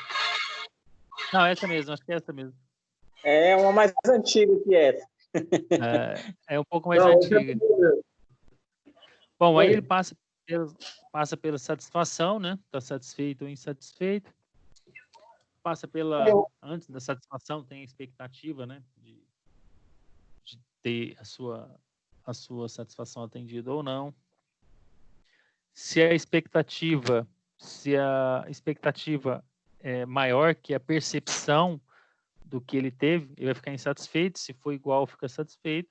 E se for maior, se a percepção for maior do que a expectativa, ele vai ficar encantado com o produto. A gente avalia também, avaliado também pelas influências socioculturais, dessas influências, né, cultura, subcultura, classe social, grupo de referência, família e papéis sociais. Essas variáveis analisadas, elas têm um poder muito grande de influência sobre as nossas decisões. No caso da cultura, na nossa herança social da humanidade, né? É o que a gente tem como cultura, como senso de identidade pertencente, né? Ao que a gente pertence, a que cultura a gente pertence. Aqui no caso do Brasil, nós temos as nossas culturas aqui no Brasil. A subcultura é uma divisão dessa cultura. Por exemplo, aqui no Brasil, nós temos a cultura do Brasil, nossa cultura arraigada do Brasil. Mas existem subculturas no Brasil, como religião, por exemplo. Você tem evangélico, dentro do evangélico tem um monte de outras variáveis, né? Tem umbanda, católico, espírita, uma série disso. Tem a questão da idade, né? Que são tribos, a tribo de adolescente não se mistura com a tribo de jovens ou de adultos. Raça, nível de renda, né? Que um pobre não tem o mesmo, não frequenta os mesmos lugares que uma pessoa mais rica, uma pessoa de classe média, e por aí vai. A classe social também é outro fator que influencia, né? Classe A, B, C, D, e os indicadores para a classe social, a escolaridade, a ocupação, né? O que a pessoa faz, onde ela mora, né? Qual que é o tipo de casa dela, tudo isso são indicadores da classe social a qual essa pessoa pertence. Essa é uma tabela que eu peguei de classe social, onde as pessoas que estão com a renda familiar desse valor estão inseridas nesse extrato socioeconômico, né? Que é essa classe A, B, B1, C1, C2, D e E. Aí falamos também dos grupos de referência que nos influenciam, né, nas nossas compras, os grupos primários, secundários, aspiração e dissociação. Os primários são as pessoas que estão mais próximas da gente, né, família, amigos, né, com quem a gente lida todos os dias. Secundários são da religião, pessoal que você tem mais distante, mas que também exerce uma certa influência. A aspiração, alguém que você admira, mas que não tem contato. E a dissociação é de alguém que você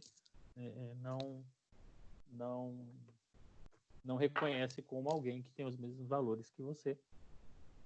Então você se dissocia daquilo.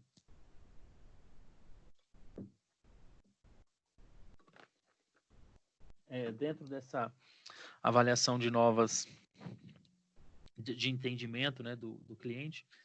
Existem as novas famílias, né, que hoje a família tradicional já não é mais da forma que era, né? Pai, mãe, filho. Então hoje a gente tem várias variáveis, né? Tem pessoas que moram sozinhas, tem pessoas do mesmo sexo, tem famílias, mulher que mora com o mulher que casou, uma mulher que era solteira, casou com um cara que tinha 3 filhos, que moram juntas. Então, é uma variável muito grande agora de família, e é muito importante para o marketing conhecer esse tipo de mercado. Por exemplo, existe um mercado muito grande para turismo, para homossexual, porque eles têm dinheiro para gastar. Então, existe uma fatia do mercado para absorver esse tipo de população. A motivação que leva a pessoa, é importante o marketing conhecer a motivação, né? O que motiva as pessoas a comprarem, entender quais são as funções de cada lado do cérebro, que nos leva a isso aqui. Eu lembro que eu falei da cor lá do McDonald's, né? As sensações que cada cor provoca, né? O vermelho escuro, depressão, o vermelho claro, amor e alegria. Pode ver que o McDonald's é uma cor do vermelho claro, então te desperta isso, libera endorfina no cérebro, que traz alegria. Rosa claro, rosa escuro, laranja. Então, cada uma dessas cores, e pode ter certeza, se um produto tem uma determinada cor, ele está querendo dizer alguma coisa. Bom, para a prova, vocês podem decorar essas cores todas aqui. Nossa. Tá? Brincadeira. Pirâmide de Maslow, já caiu já. Não precisava estar aqui de novo. Eu falei também que eu falei no começo da aula que eu reclamo muito quando não estou satisfeito. Normalmente um cliente insatisfeito, ele reclama para 12 pessoas. E um cliente satisfeito, ele não vai falar bem para 12 pessoas, tá? A gente tem a tendência de querer as coisas de falar mal mesmo. Que são os 7 deslizes que as pessoas que vendem cometem. Ela quer se livrar do cliente quando não entende a necessidade dele, ela quer só vender e partir logo para outra. Isso espanta o cliente. Tratar o cliente como se ele não soubesse o que ele quer, né? Fala, não, você não quer isso, você quer. Também o cliente, ele espanta. Comportamento indiferente, isso é muito comum, principalmente aqui em Anápolis, eu nunca vi desse jeito. Parece que você entra numa loja, parece que você está fazendo o cara está te fazendo um favor em te atender. Quando joga o cliente de um departamento para outro, principalmente em prestação de serviço, né, de telefone, isso daí é terrível. Tratar o cliente com frieza também espanta, e colocar as normas da organização acima dos seus interesses. Imagina o seguinte: você comprou um sapato, tá lá com a caixinha, e o sapato não deu certo para você. Você vai devolver. É uma dificuldade muito grande devolver esse sapato, não é? O cara te pede nota fiscal, o cara te pede a caixinha do sapato, ele avalia, te pede 30 dias para poder devolver e não te devolve o dinheiro, porque mesmo se você pagou em dinheiro, o cara não te devolve em dinheiro. Sabe, isso é colocar a norma da organização em cima dos interesses do cliente. Simplesmente fala, você não quer? Só, não quero mais. Nos Estados Unidos, você compra um sapato, falou, não quero mais. Vai lá, devolve, o cara te devolve o dinheiro. Mesmo se você pagar no cartão e sem burocracia nenhuma, sem nota fiscal, sem nada.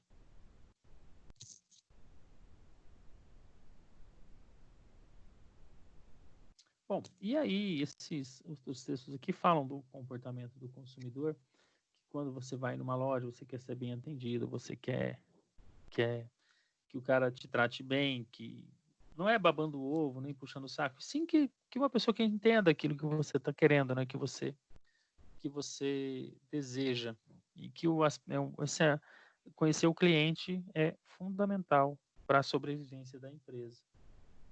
e o cara e o líder de uma igual você, Leandro, que trabalha como líder de equipe, que você tem que ficar muito atento ao que o garçom que está atendendo o pessoal,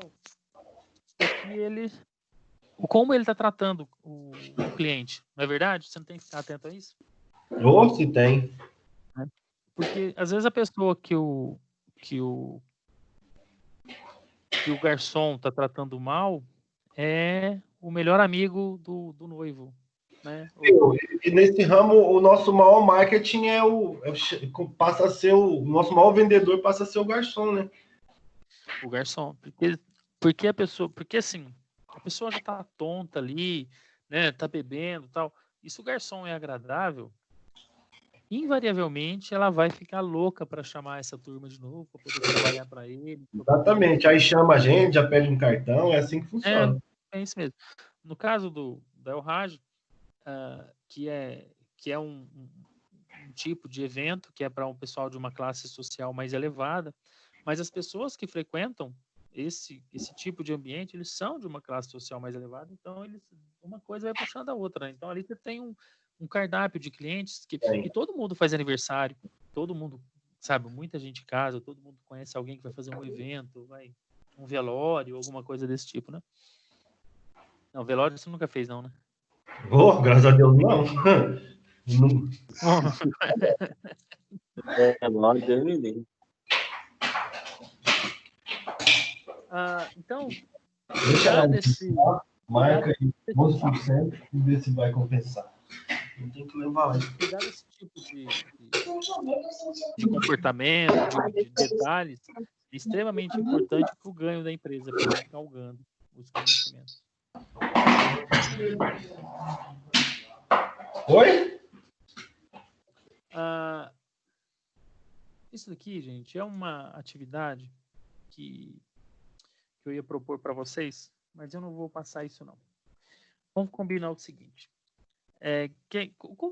Por que só estão vocês dois? E as outras pessoas do curso, vocês sabem por que não estão comparecendo na aula? Não sei não, professor. Não? O seguinte, Não. na semana que vem, vou dar uma pincelada no que a gente viu, tá? Para ver como é que vai ser a questão da avaliação. E para a atividade, aqueles 1000 pontos, faz e coloca no grupo aí também para o pessoal fazer as atividades do AVA, que eu vou pontuar aqueles 1000 pontos mediante a atividade do AVA. Tá? Então faz lá, e aí eu vou pontuar, vou dar os 1000 pontos, e aí a avaliação a gente vai ver como é que vai fazer. Professor, tem alguma atividade manuscrita?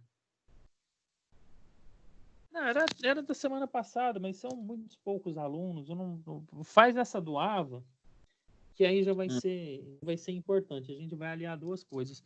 Uma que é aumentar o índice de uso do AVA, o outro é vocês vão ganhar os 1000 pontos. Faz todas as atividades da sessão 1 e 2, né? Sim. Unidade 1 e 2. É unidade 1 e 2, né? Sessão 1, 2, 3, 4. Então, fazer da unidade 1 e 2. Pronto, seria mais um. Tá ok. Bom, por hoje era isso que eu ia passar para vocês. Disponibiliza esse slide aí também, professor, porque esse aí eu acho que não tem no grupo, não. Como é que é, Luiz? Esse slide aí não tá no grupo, né? Não tá. Deixa eu colocar agora, que eu já tinha...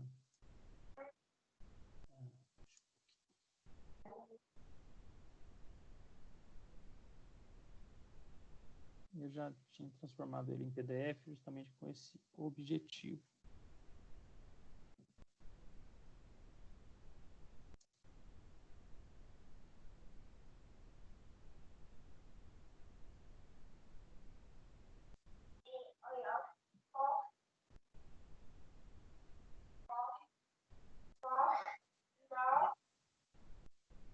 Prontinho, já coloquei aqui no grupo.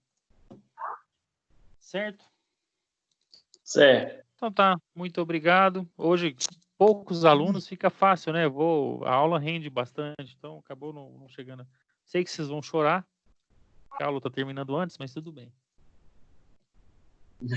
Tá bom, Luiz? Tá Muito bom, obrigado. então, professor. Tchau. Tá bom. Leandro, Tchau. Boa noite. boa noite. Valeu. Tchau, Leandro, professor. Oi. tchau. Tchau, Ô, tchau. Valeu. Leandro, Senhor? manda o currículo. Ah, mando sim, pode Você deixar. quer. Manda lá, Vou. porque nunca se sabe. Tá bom? Valeu, professor. Obrigadão. Falou, um abraço. Tchau. Vou querer depois só umas aulas de ficar bom aí no senhor no Excel, igual o senhor é. Uai, quem disse que eu sou bom no Excel? Ah, eu já tive aula com o senhor dando aula no Excel, eu vi. Ué. Ah, é? É. Tô com a Tá bom, matéria então. aí, que eu tô sofrendo, viu? Valeu. Qual matéria? Processos estocásticos. Ah, tá. Você não conhece muito de Excel? Não, vou ter que aprender. E aquela matéria é difícil? Olha, tem um site que chama Udemy. Quer ver? Como que soletra? O senhor sabe? Deixa eu ver. É Udemy com Y. UDEMY. Udemy. UDEMY. É um site em que ali você encontra, Leandro, um monte de curso. Você digitar ali, ó, Excel avançado, aí vai aparecer. Cara, é curso de R$40, R$100, de muitas aulas, muitas horas para você assistir. Vale muito a pena. Vou fazer isso. Quer ver? A maior seleção. Tem tudo que você precisa. Tá? Quer ver? Deixa eu entrar na busca aqui. Acho que faz o cadastro. Aí você faz o cadastro e entra aqui. Aí você compra. Tem curso. Eu já vi lá curso de Excel do básico ao avançado por R$40. Nossa, barato, é. Muito barato. E você faz em casa, ué. Você tá tendo tempo agora? Não perde tempo, Leandro. Olha, não perde tempo. Faz o Excel, que ele faz muita diferença. Faz, eu tô sofrendo com essa matéria, viu? Caramba. Então tá beleza, Leandro. Boa Valeu, noite. Valeu, Milton. Tchau. Boa noite. Tchau, tchau.